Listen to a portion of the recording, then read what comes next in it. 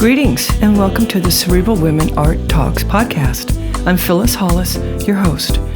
As an extension of my Instagram page, Cerebral Women, this podcast offers insights into the visual art world. I interview artists, mainly artists of color and female artists who will freely articulate what inspires their creativity. In addition, you'll hear interesting perspectives from dedicated art professionals who work with artists and the art institutions that feature them. I'm confident that collectively, these individuals will indeed stimulate your mind as they do our eyes. Please know these interviews are conducted in my Manhattan apartment, so please forgive the background sounds of city life. Welcome to the Cerebral Women Art Talks podcast. In this episode, I feature Chicago-born Afro-Cuban artist Harmonia Rosales. She currently resides in Los Angeles. Harmonia is a classical painter depicting women and people of color assuming roles of power and beauty in exquisite imaginings of ancient myths, Afro-Cuban culture, and Renaissance paintings. Her artistic style are detailed renderings involving oil paint, raw linens, gold leaf, and wood panels. Her practice has been highlighted by Art News, the Boston Globe, Vogue, Culture Type, Forbes, The Getty, and NPR, to name a few.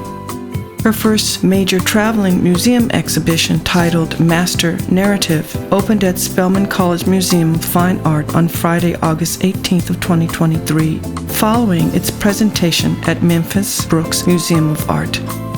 The installation in this exhibition is Harmonia's first foray into sculpture and depicts her own version of Michelangelo's Sistine Chapel ceiling stretched across the hull of an overturned slave ship that hovers above the viewer. Her past exhibitions include Garden of Eve at UTA Artist Space in Los Angeles, Entwined at the UC Santa Barbara Art, Design, and Architecture Museum, and Miseducation, Reclaiming Our Identity at Mokata Museum in Brooklyn. Enjoy this episode featuring Harmonia Rosales and visit cerebralwomen.com to read her expanded and very interesting bio.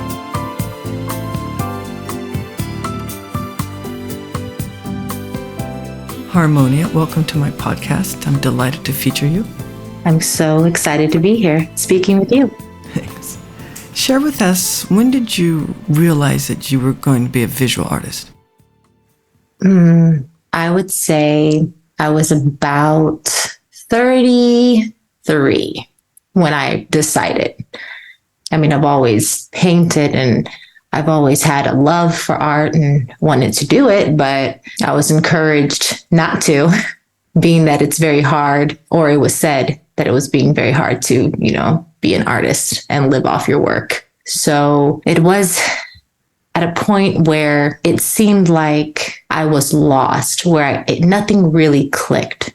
I was going against the grain in life. I felt like I was doing what I was told, go to college and all these things. And it just wasn't making me happy, for one, but also it didn't feel right. So when I had a chance, it was a forced chance to really start kind of fresh. And it was after a divorce. And I was really starting off with a blank slate. And that's when I was like, you know what? I'm going to listen to that little voice in me and I'm going to paint and see where it goes. That's great. Well, congratulations. Thank you. So if you didn't decide to become a visual artist, to make the commitment, right? What career path would you have chosen? It would have to be, at that point, if it didn't work out, probably on the path of trying to become a professor or working for like an illustrator for either Disney or something like that, something interesting. Was there a body of work or a particular painting or an artist that influenced you? Well, I have a handful of them, and they all influenced me at different points in my life. So at the very, very, very beginning was my mother. She was always like, I would say, a constant. And she's retired now, but she was a children's book author, illustrator. And I just grew up with her consistently painting at her easel. And she would literally make things, she could take a person and put them on this canvas. And I wanted to do that too, and put them in different scenes. And I had a big imagination. So that's what I was like drawn to. Then at a different point, there was Norman Rockwell. He had these caricature like figures, and they were always in some scene where you can make up a story. So there was that. And then I fell in love with going to the museums and Michelangelo. And it was just so fascinating to see such detailed work and sculpture, and that he can do these things. And then it was now coming into my own as an artist and being influenced by these amazing artists that also make a difference and make you think. You got Candace Wiley, you've got Amy, you got Cara Walker. It's like they're just unapologetic, and I love it. Did you ever lean towards abstraction? No. My mind, like, this is weird because it's like my mind can't go that way. And I admire people who can do abstract work so much. And I know the difference. And I could see the difference between somebody that really does abstract and one that just kind of throws it together. You can see it, you can feel it. So I tried, but it didn't quite work out for me. My brain wants to put things in order. How would you define your practice? I would say like the type of work I do is maybe like a modern Renaissance. Yeah, because I do add a lot of history in there. But yeah, very dramatic. More towards, I would say, Baroque, modern Baroque. When do you know work is finished? It's a rhythm. So the rhythm stops. That's when I know it's done. And what I mean by this is I have a certain concept in mind, a message I want to get across in the painting, and I'll paint. And there's times where I want to be done, but it's like, nope, you're missing something. I don't know quite what it is. I don't know if I need to do another layer. I don't know if I need to add something. It just doesn't hit right. It's like a note that isn't right. And so I sit there and I'll get back to it maybe a day later, a week later, and I'll figure it out. And I'll look at the painting in whole, and I don't feel like this interrupted feeling. There's a flow in the painting. And when I feel that flow, even though I think I could have done something better, which I always do, I try to quiet that voice and just look at it and be like, okay, this is ready to leave me. It says everything I need to say besides me trying to nitpick on it, and it needs to fly on its own. When do the titles of the work enter the creative process? So I begin with the title. Sometimes I don't, but sometimes I'm like, all right, because the title, it could be very descriptive, because I never want to lose sight of why I started the painting in the first place. And so it starts off with, this is what I want. And then how it ends up is a different story. That's when I start changing the title. Are there concepts or themes that connect your work? Yes. So there is one central root that all my work grows from and branches off from. And it's from my cultural background. So it's stemming from these Orishas, these African gods that have always been there since the day I was born through my grandparents. Interesting. Do you listen to music while you're working? I do, and it varies. While I'm working, depending on where I'm at a painting, my ears are very eclectic. So it could go from meditation music to when I'm thinking, creating concepts. It can go to classical, usually when I'm detailing. And then when I'm doing something like beads or like something that is, I don't have to really give it much thought, but it's going to take a lot of time, I'll do more modern music. And I never quite listened to jazz for some reason. My mother used to always listen to jazz. Jazz is one thing that it takes up a lot of space in my mind in a sense where I can't think of anything else but the music. So the others, it's like, oh, okay, I know some of these songs, I, sing the words, but it has a very busy sound where it's its own piece of artwork. I believe that I can't do anything else with. Yeah, it sounds like you really get absorbed into jazz. Absolutely. So what materials do you use, and what's the process of choosing color? So I've independently studied a lot of the Renaissance materials and techniques. That's my basis. I find that even though it's time consuming, it's worth it. The hand mixed paints, the egg tempera, the hand mixed egg tempera, all those things make a painting, I believe, have this rich texture and color. However, I'm always an advocate for taking something and adding your own individual stamp to it and techniques, something that makes you identifiable as an artist. And I like to call this your artist DNA, aesthetic DNA. And I've incorporated a lot of iron oxide. And the reason being is because rust, the look of it reminds me of the soil, the red soil on the ground from which all these stories have rooted up from. And what started off as texturing the paintings became now incorporated into it and now has its own meaning and symbology. So that's the first thing. The second is developing my own palette of working with a darker skin tone. When I look at these Renaissance works, I try to step back and look at what makes them so beautiful. It's definitely the color palette. You always have this rich, dark background, and then you have this skin that glows and it's see-through and you can see the veins, and it's the skills, it's like they're so pale, it has a glowy ghost-like look to it, and it's very beautiful, the contrast. So I look at this and then I see how they create the background in order for the skin to pop out. And I can't follow that same formula, not with darker skin, because they'll just be blended into the background.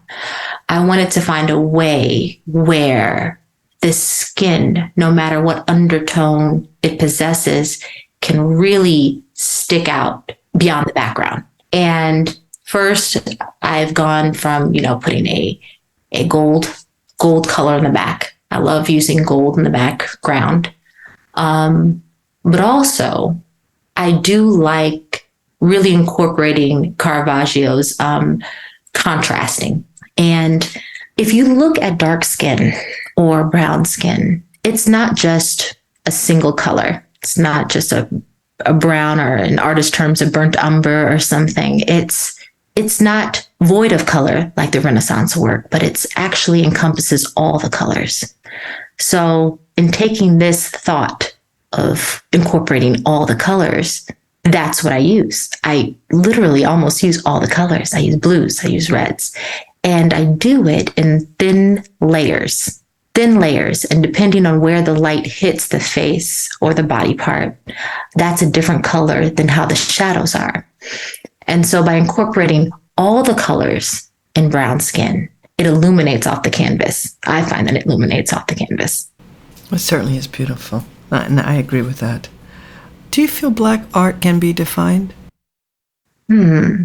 I think Black art is art, all art. I think as a society, we always choose to want to categorize in order to simplify, but you can't simplify the African diaspora, especially when it encompasses all different kinds of cultural backgrounds. You can't just lump sum it up into Black art, because then what are we doing? Are we going back to the one drop theory in the sense of if you're creating work and you're part Black and this is Black art, even though you have many other things that encompass it? I believe it's a different perspective, and all perspectives are true perspectives. And so what I like to say is my art is not Black art, it's art. And because do we really categorize white art We never say, oh, this is white art. I mean, we probably do amongst our friends, talking, to an intimate group. However, museums are like, this is art. I never hear anything different. It's always, if we have African art or so forth, or Black art, it's American Black art. It's just art to me. So can it be defined? No. When you're creating, do you think about who your audience is? No. If I do, I feel like I will start to cater to that particular audience, because it's no different than thinking about, collectors. These collectors really like to purchase this type of work, so I'm going to start creating that type of work. I really honestly try not to think, because I don't want to paint for others. I'm painting for myself, that happen to relate to others, because I find that others connect and have a need for these stories that haven't been mainstreamed, talked about, studied. So when I paint, I do not think about the audience. I think about what I would like to see, or would have liked to see growing up. Love that. What is it that you're excited about right now? I'm excited for my traveling exhibition. Very excited about that. It's amazing that people want to show it. Institutions specifically want to find a need for this and want to exhibit it. It's 5 years in the making. So I'm very excited about this, as well as my mind never sleeps. So as this is on exhibition, I am still working on my next exhibition or next collection of works. And it's so funny, because when I for the current exhibition, when I completed it, I really had no idea for sure what I was going to paint next. And then when it happened, it was like, I get to have a little break and kind of regather and do some research. And it's almost like I'm being fed something, in the sense where it's like, all right, I'm not going to give you too much, but you're going to do this for right now. All right. And then once this is complete, I got something else for you waiting. And it's something that I feel like is bigger. I feel like I'm constantly getting bigger, not bigger in the scale of things, but bigger in the narrative, more in depth, and explaining it. And so right now I'm diving into transformations, which is the title right now. And during this current exhibition in Atlanta, I am revealing one of the first paintings for this next exhibition. How has your practice changed over the years? It's grown in so many different ways. So when I first started, I was painting everything my mother painted, and I had no individual thought. And that continued on actually for a bit. I did a lot of portraiture and things. And then I was like, well, I'm going to do children's books too. Because being an artist, I did believe that it was never going to happen. So I still doodled very much in a Renaissance style, but I also did more like children's book, but these children's book illustrations were very detailed. So they were almost like what I do currently. However, it had all the elements of the shadows and everything like that, but it still was very children's book. I mean, that's the best way I could explain it. But it didn't make me happy. I just did this because following my mother's footsteps. And that I felt like, it's like I created it and there was no continuation of thought after that. There was nothing linking me to a central idea. I felt like I was just producing to produce. So during that time, I was also what I call like lost myself. I didn't know, I still wasn't connected to who I was or any of that. I was still trying to ride any kind of wave. And again, when you feel like things are at a standstill, you're not doing something quite right. So I was like, all right, Harmony, this is you gotta really reevaluate yourself. So it didn't quite happen until I took my daughter when she became, more, I would say, more aware of like what she's looking at and is able to talk to me and communicate with me if she likes something or not. I took her to the Art Institute of Chicago. And this used to be my playground when I was younger. While all these other kids were into cartoons and stuff and playgrounds. And I was definitely like, Mom, take me to the art museum. And I took her, expecting her to be enthused, to be so excited, and to like get that energized feeling of like, oh my, I'm showing my daughter something that she's gonna like love. And I got my feelings hurt because it fell flat. It felt completely flat. I was trying to show her all my favorite ones. Like, this is great. She's, I'm like, all right, Madison. Why don't you like this? Like, explain to me, like, isn't this beautiful? And she goes, they don't look like me. I was like, what? Like, they don't look like you. And I really looked again. Like, I remember that moment. I looked at her face because I'm talking to her. We're still there. And I looked back up at this painting. I forgot exactly which painting it was, but I saw it differently. It was like when I was younger, I'm lighter skinned. I have, kinky hair, but if I straightened my hair, I could kind of look like the women a little bit, but from my daughter's eyes, darker skin, who wears her hair natural and loves it.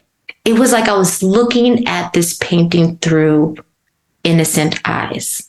So, growing up with different concepts of beauty and accepting those, it was like that was all erased. And I began looking at all the ones that I used to really like. And it's just changed for me. And I could tell you, I haven't gone to that museum in a very long time because it's not as exciting to me. So I was like, Madison, you know what? This one right here, like, let me explain to you about Greek mythology, the stories. You know that there is also Black goddesses that look just like you. And I'm great at orally telling her these stories, but I knew she had to visually see it. And I painted it. And I painted it for her. Oh, and she loved seeing this. And so much that I was like, I'm gonna paint another one. Like, because I would try to look up all, Google and everything, and there's no images, no tellings of these stories. And so it was just like, all right, I'm gonna do this for you. And I began doing this for my daughter, which surprisingly, while teaching my daughter, I taught myself. I began reconnecting with my cultural background. I began accepting my name as Harmonia Rosales, even because I was being called like, oh, Harmony, just Harmony, because you can't pronounce my name, and trying to fit myself into one category. And we both learned together. And it was just such a beautiful bonding thing. And then that grew to now diving deeper. I love that. That's great. Thanks for sharing. Mm-hmm. I've enjoyed our conversation, so I have one more question. Yes. What do you feel is the purpose of art, and what is your role? The purpose of art is to create change, to stir up the question, to make us question, I believe, why, to take us back to our childhood, to take us back, to make it okay to ask why and see different perspectives. And know that these perspectives, all perspectives, are right perspectives, correct perspectives. They all have truths in them. And by being open to visually taking in everyone's perspective and visual depictions is literally encompassing a master narrative within self. So us as an artist, we have the duty to empower and change, because visual art can connect. It doesn't have a language barrier. It can connect us all as a society and show us different perspectives, and to stir up the question why. Well, thank you. It's been great. I've enjoyed our conversation very much. I did too. The 40 minutes went by quick. It always does. It always does. Thank you so much for your time, and I look forward to sharing this episode online and keeping people abreast of the work you're doing. Thank you so much, Phyllis. I enjoyed speaking with you. Thank you. Thank you for listening to Cerebral Women Art Talks podcast. For additional content, please visit cerebralwomen.com and be sure to follow Cerebral Women on Instagram.